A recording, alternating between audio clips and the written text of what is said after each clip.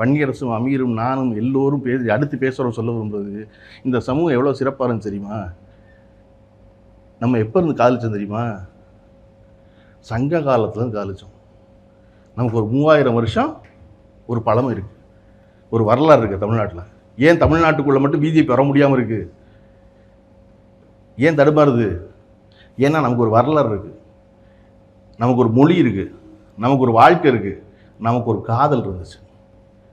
3000 கீழடி தோன்றுனா அது 6000 வருஷம் ஆகி முடியக்கூடும். இப்போதைக்கு 3000 வருஷம். வள்ளுவர் 2000 வருஷம் இல்லை, பின்னாடி சொல்ல போகிறாங்க இனிமேல். கரெக்டா?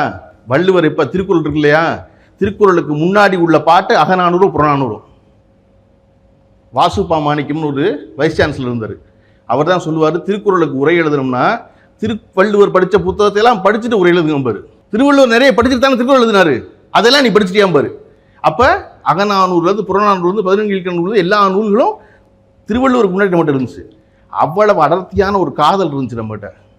இந்த யாவரும் கேள்வி இருக்குல்ல, இது எந்த பாட்டுன்னு, தமிழ் பாட்டு ஏதாவது ஞாபகம் இருக்கா? கூகுள் இப்படி பார்த்தீங்களா ஏதாவது? அந்த பொண்ணு தெரியுது.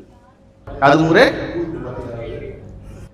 அடுத்த வரி தீதும் நன்றும் பிறர் தர வாரா. அடுத்த வரி அவ்வளோதான் இருக்கும். நோதலும் தனிதலும் அன்னவர் அன்றோ. இப்படி 2 வரும். அந்த எழுதினவர் வந்து கணியன் பூங்குன்றனார். எழுதுனது நமக்கு தெரிஞ்ச அறிவில் 2000 வருஷத்துக்கு முன்னாடி. சரியா? கணியன் பூங்குன்றவர் எழுதியிருக்காருல்ல, அவர் எழுதுனது 2 பாட்டு தான். அதில் ஒன்று இது. இந்த பாட்டுக்கு 14 வரி, 14 விஜயாந்த் படம் மாதிரி பஞ்ச் டைலாக். தனியாக ஒவ்வொரு வரியும் ஒரு செய்தி. யாதும் ஊரே யாவரும் கேள்வி தனியாக ஒரு செய்தி. தீதும் நன்றும் பிறர் தர வாரா அப்படின்னா அது ஒரு செய்தி. நோதலும் தனிதலும் அன்னவர் அன்றும் அது ஒரு செய்தி. சிறியோரை பெரியோரை வியத்தலும் இளமே ஒரு செய்தி. சிறியோரை இகழ்தல் அதனினும் இளமேன்னு முடியும் அந்த பாட்டு. நீ எவனை கண்டு வியக்க வேண்டாம், இவன் தான் பிரமாதம் நினைக்க வேண்டாம், இந்த ஜாய் தான் உயர்ந்து சொல்ல வேண்டாம். பெரியோரை வியத்தலும் இளமே.